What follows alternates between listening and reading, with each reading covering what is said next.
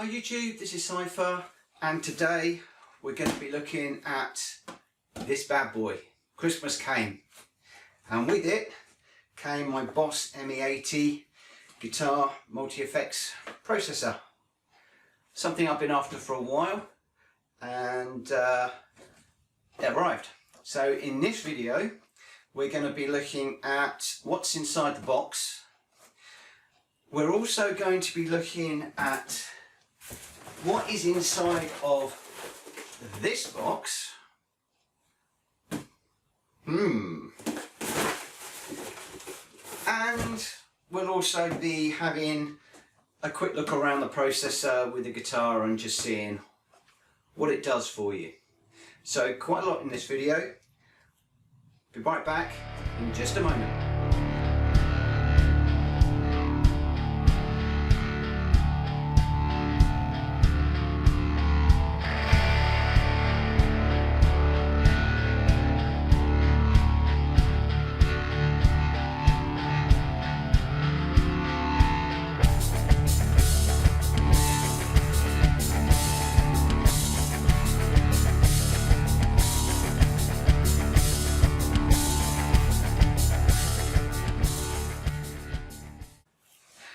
Okay, so this is the Boss ME-80.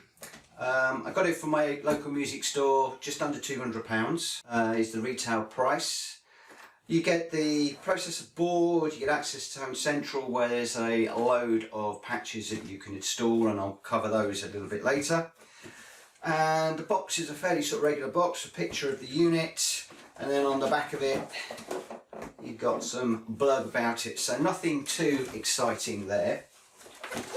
If we actually crack open the box, I need some scissors just first of all to break the seal. There we go.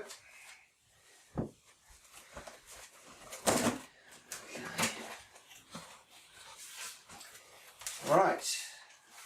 Okay, so first thing in the box, everything is all nicely packaged. And we seem to have a booklet. So this is the Guitar Multi-Effects ME-80 Owner's Manual, which is quite a thick book, but it does come with English, German, French, Italian, a whole load. So the English part is only, what are we looking at? 22 pages including the index.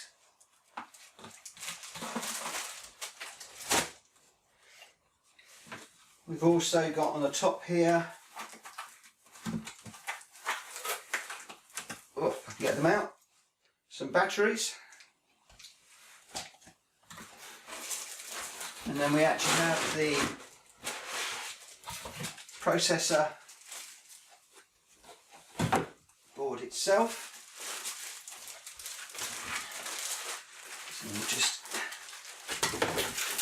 take these end bits off. Plastic covering.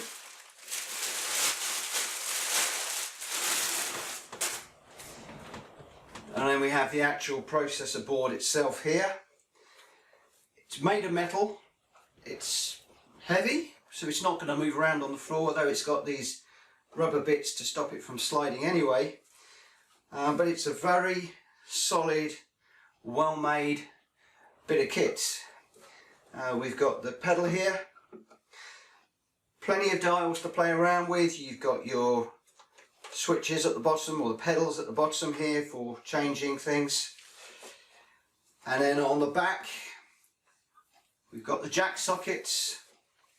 So we've got a power on off switch, a link to the computer, auxiliary in, so if you want to connect your iPod or some sort of music device into here, you can.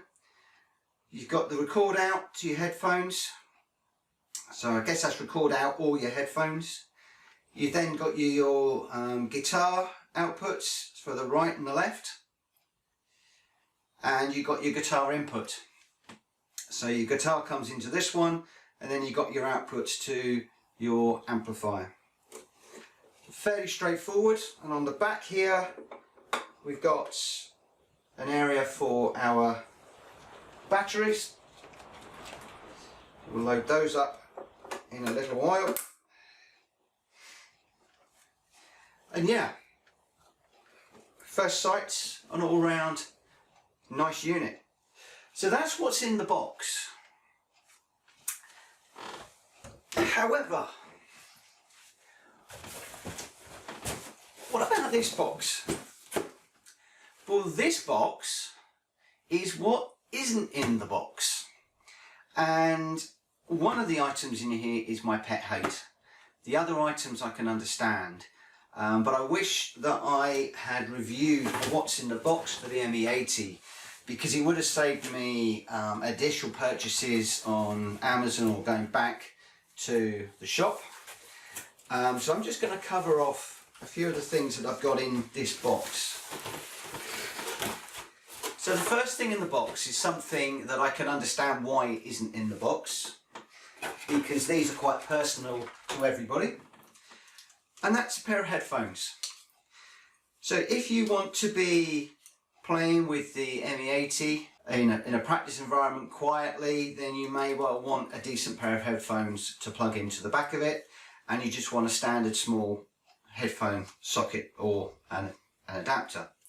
So a pair of headphones is the first thing you want to have to hand. Of course, I had a pair of those, so I wasn't too worried.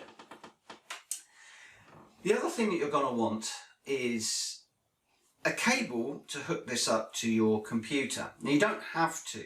You can just hook your guitar up to this unit, hook the unit up to an amplifier, and away you go. But to be fair, one of the big benefits of this unit is you can hook it up to Tone Central and you can download patches that other people have created. And then you can download those directly into the unit. So you need a standard USB lead for like a printer. So it's got this one's got a USB 2, could be a USB 3 on one end, and then it's got the peripheral connector at the end. That's like that square one that goes in the back of a printer. So I've got one of those. Now, luckily I had one of those already, but if you haven't, you're going to need to get one. Why isn't there one in the box? Well, I guess that you might not want to download the patches, so it might be surplus to requirements. It's another cost, something that they've got to include, and obviously you pay for. And the other thing as well is, how much distance is there between your ME-80 and your computer? So you might want to have a lead that is only 1 meter long, or maybe 3 or 4 meters long. So I can sort of understand why that one isn't in the box. Now, the next item that isn't in the box is a guitar cable or an instrument cable. Most of us have more than one of these kicking around, or most people do in this industry. So I can again understand why this isn't included with the unit. One of the other reasons I can understand why it's not included in the unit is mine is quite short, because I'm going to be using it mainly in my room, which is quite small. But you may well have your pedal effects in front of you with your amplifier, which could be 5 feet away, 10 feet away. It could be the other side of the room, and you might want to have a longer cable. The other thing as well is a lot of people have their own preference to the cables that they use. So for instance, when I went and bought mine, I bought the same cable that I use with my amplifier, just so that they are matched. Other people would prefer to have, something totally different. So again, I can understand why this isn't in the box, but you are almost definitely, unless you're just going to listen to it through your headphones, you're going to want to connect your guitar to the ME-80, and then you're going to want to connect the ME-80 to your amplifier. So you're going to need 2 cables. I didn't have one. I actually had to go out and buy a separate one, which I didn't appreciate at the time when I was ordering it. And then we get on to my pet hate, a mains adapter. Why these manufacturers cannot include a mains adapter in these boxes, I will never know. It really, really annoys me. And this was another £25–30 with delivery that I had to pay, because yeah, you can put batteries in it and you can run it on batteries. And in actual fact, I understand that even if you're running on power, they say to leave the batteries in there, so if your power becomes disconnected for any reason, the unit is still going to play running on batteries. You may well have lost electricity, so your amplifier is not working, but I guess that's beside the point. I guess it's if your plug gets kicked out for the actual Boss ME-80, it's still going to run. But yeah, I can't imagine why people would not want a power adapter for this unit. And forgive me guys, but they don't include it in the box, and that really annoys me. So I can understand the headphones, I can understand the cables. I get that, absolutely do I get it. But come on, give us a power adapter in there, even if you're going to charge us a few extra pound for it. I went with the proper Boss one. It's a PSA-230ES. It's a good adapter. It's the one that matches up with the unit, and I would suggest doing the same. So that's basically what's in the box. Now let's go ahead and actually have a little look at the unit and configuring it to play. So in this part of the video, I'm going to look at setting it up, so the cables, etc. First thing we need to do is flip it over, being careful not to damage any of the connections on the back and the knobs on the front here. If you read the paperwork, it does actually say to be careful when you turn this over. So I'm just going to gently turn that over on my lap, and we'll take off the battery cover.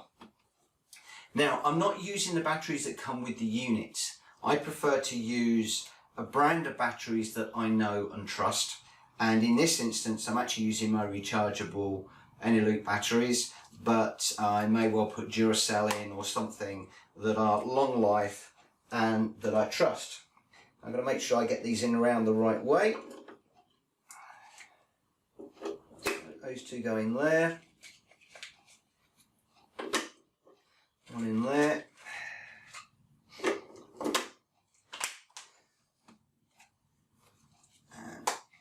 So 6 batteries in all.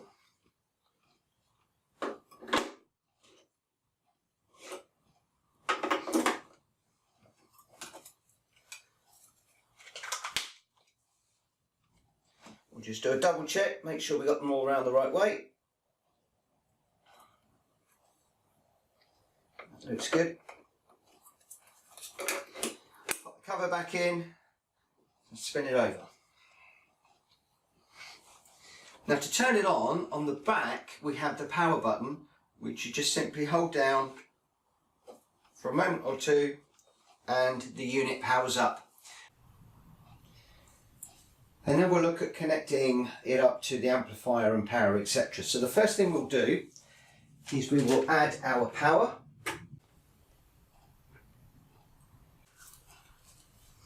Then if we were going to be using our headphones, they would go into the phone socket.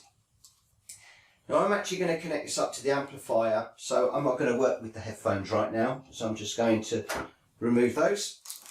Next we'll connect up our amplifier, and I'm only running with my Blackstar practice amplifier for this video, so I connect that to the left or the mono side of the guitar amplifier out port on the back of the ME-80, and then I'm also going to need to connect the guitar up, so we'll put another lead into the guitar input, and then we'll obviously need to connect that up to the guitar. Once we're done, we can simply turn on the unit and we're now powered up. So in this part of the video I'm going to take a quick look around the Boss ME-80. It isn't going to be a full demo because there are lots of really good videos online that do that. But I've connected the ME-80 to my amplifier, and I've connected my guitar to the ME-80, and now if I'm strumming, that's actually going through the effects processor board. So with regards to the processor board, what have we got? Well, we have a number of banks. So we've got our preamp, the equalizer and effects, compression, overdrive, mod and delay, and then we have our pedal. At the moment we're in the user options, and we can move around those by simply clicking on these. So now we're into U2, U3, U4. Now none of those are actually set, and if we scroll backwards you can see we're now in the program options, of which there are 9 banks. So if I go through to pre-programmed 1 and I select number 1 here, you will see that we are now on the pre-programmed effect that's in P1. So that gives us a preamp is turned on, the equalizer's turned on, we've got some reverb going on and some delay in there. If we then come across to effect number 2, then we get a different sound. We've actually lost the reverb and the delay and a few other bits and pieces. So we're in bank number 1, effect number 3. And then we can come across to effect number 4. And you can see how you can go through these different effects. Now the other thing that we can do in here is we can put it into manual mode, where everything is now turned off. And then you can turn on the banks that you want. So what we could do is we could select the preamp and we could put that on, let's say, clean. We can then adjust the gain and the bass in the middle, the treble, etc. If we want to turn on the equalizer and we want to put the phaser on, then you can just switch that around and you can see which option you're on in the display. So number 2 is tremolo, number 3 is boost. I'll pop it back to phaser for no real reason. And the same way, if we want to turn the reverb on, you can just turn each of these effects on using the pedals at the bottom here, and that's in manual mode. If you press and hold this one for 2 seconds, then that will put you into the tuner mode. So that's my E, you can see I'm slightly off on there. So that just needs to be tuned slightly, which I won't do on here. I'll do that on my other tuner, but you have got a tuner in here as well if you want to use that. So I'll put it back into memory mode. So these are all the presets, and as I said, you can move through the bank. So that's bank number 2. If we just use number 3, and what should we do here?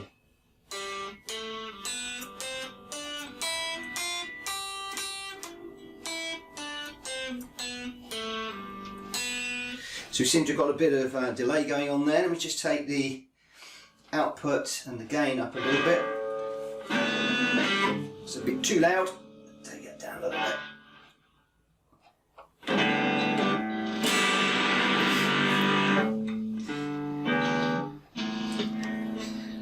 Okay, so let's just run through that again.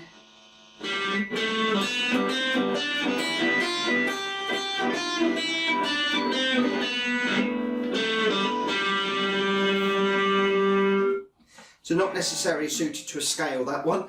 Let's just come back to P1 and the first option there.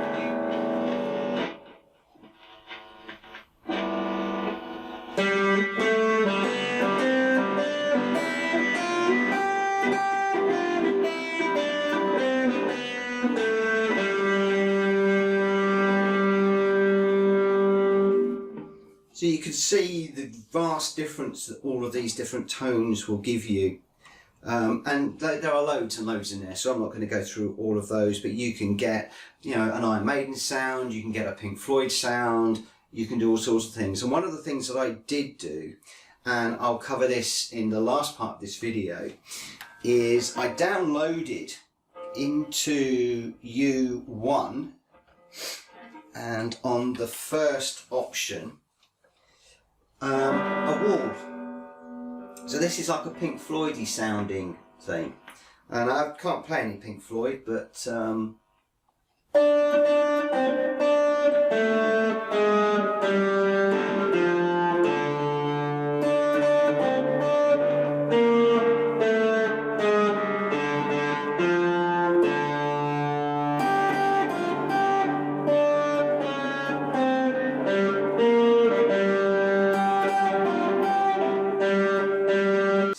that's going to take some getting used to. But you can see how that you can set up these different effects and get a really different sound. And there's some effects for some blues and clean and all sorts of things in here. So that's a very quick look around the ME-80. In the next bit of this video, I'm going to have a very quick look at the Tone Central side of the system. So I'll be right back with that in just a moment. So one of the things that really appealed to me about this effects board was the ability to download tones, or what are referred to as patches. I'll get to those different terms in a moment. You can download them from Tone Central and then you can apply them to your board.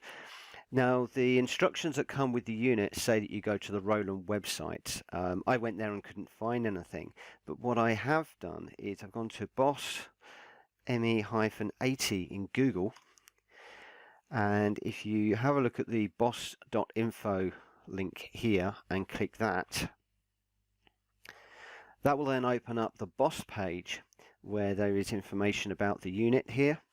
There's a little promotional video, some other information. But if you just scroll down a short way, there is this toolbar here with downloads. Click on downloads, and then that will slide in the available downloads for the unit. And the download that we're interested in is the Boss Tone Studio for ME-80 version 1.1.2. Now I'm going to download the Windows version, but there is a Mac version if you're running on a Mac. It takes you to another page that you need to scroll down through. And at the bottom here, you've got the license agreement, which I'm afraid you're going to need to read and accept. If you don't accept the license agreement, you won't be able to download the software. So you're caught between a rock and a hard place, because if you don't agree with it, I can't see any way of talking about it or getting it adjusted. You either accept it or you don't.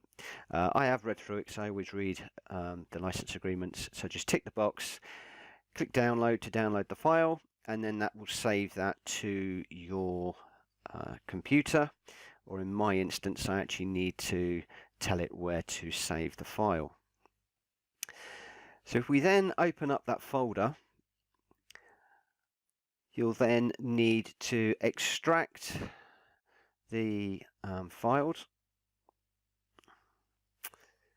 and then once they're extracted, you'll be able to go into the file and run the exe file to install the software onto your machine. Now, no great surprise, I've already got the software installed on my machine, so I'm not actually going to do that myself. It doesn't take too many minutes, and when you've got it installed, you'll have this little shortcut. Double click on that, and then that will launch you into the Tone Studio software. Now at the moment it can't see my ME-80 because I haven't got it connected up to my computer. So I'm going to plug that in, and I'm going to turn the unit on. If we then do refresh, you've got the option to choose the ME-80 from the little selection panel there. Right, now I've already got a tone that I have previously downloaded and I've been working with in the system.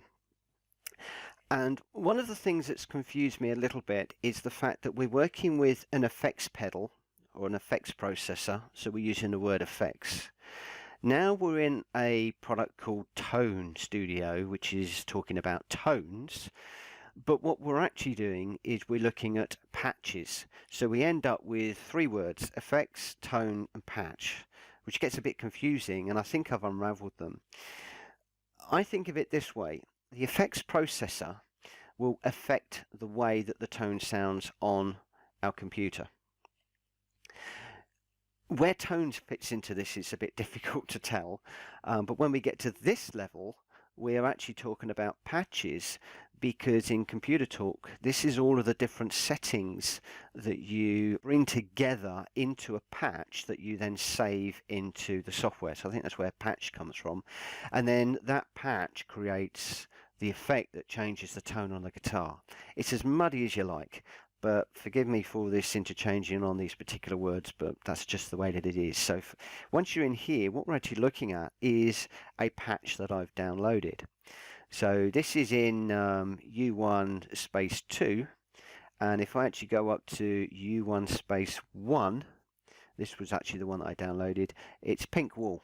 So it's Josh Monday's idea for the wool from Pink Floyd. It's a lovely patch, and the nice thing about this software is you can see exactly which effects are being applied and then the digital setting for each one, and you can adjust that within here and save it. So this is a patch.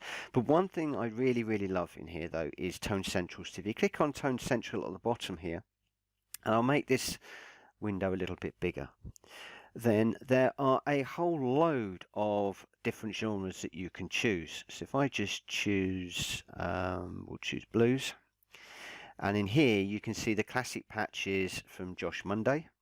Now these are the patches that I feature in the ME-80 playlist. So if you want to hear how these are really well demonstrated rather than my rubbish playing, then go and have a look at that playlist.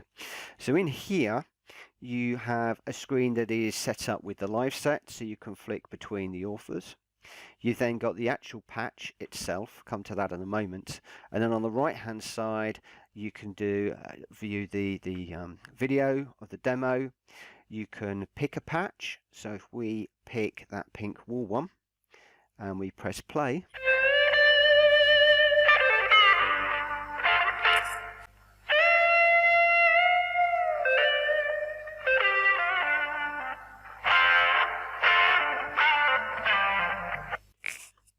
then you can actually hear what that sounds like. So let's say we wanted to have a look at Wanted Dead and Alive. We could just simply click on that one, click on the play button,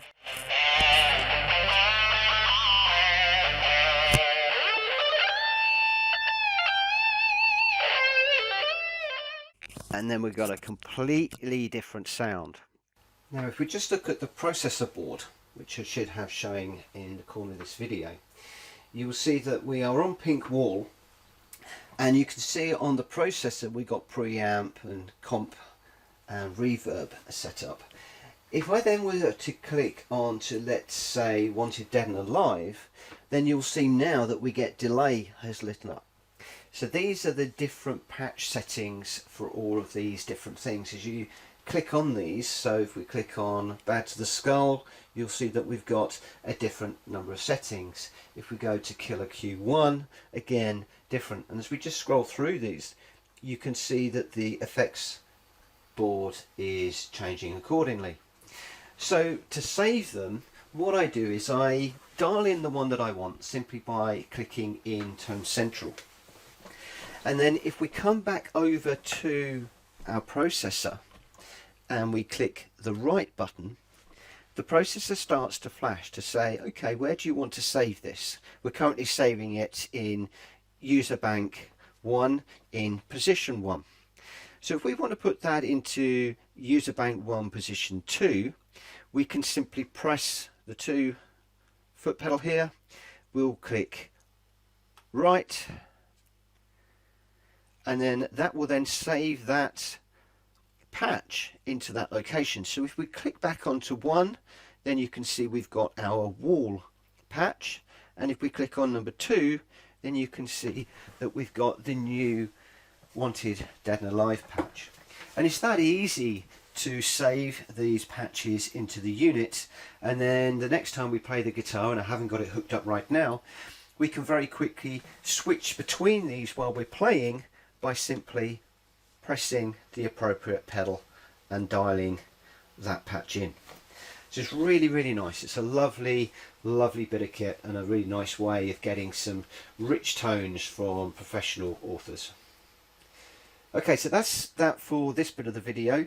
In the next bit we'll just be having a look at the bag that I bought for the unit and then wrapping up. So I'll catch you in just a moment. So just to finish up with this video, the last thing that I bought, which was an additional, was a bag for the unit. Something that I think is really important, in particular if you're going to be taking this thing to gigs. So the bag, I'll just open up. Okay, you've got the usual silica gel inside, area for the power lead and an area for the unit. So let me just run around here.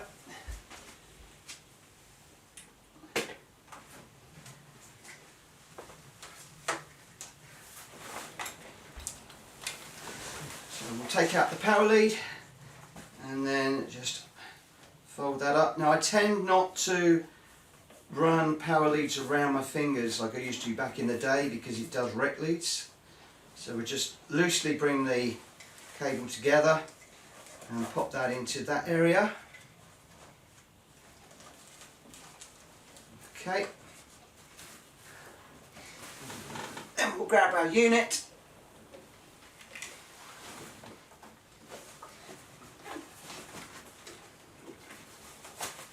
And that sits nice and snugly in there. And then in the front I've got a carry strap, which is nice. I'll leave that in there for now. But I've got an area for my cables and maybe the book. Unfortunately, the book won't fit in that pocket, and there isn't a pocket on the back, so we'll need to memorise the book and then leave that back at home. That's a bit of a shame, but we've now got quite a nice little carry bag for our unit to keep it nice and safe. So that's my quick review of the Boss ME-80, what's in the box, what isn't in the box, how you set it up, the tone central for your patches, and a little bag to take it home in and to gigs. But thank you very much for watching, and I'll see you on the next video coming very soon. Take care. Bye bye.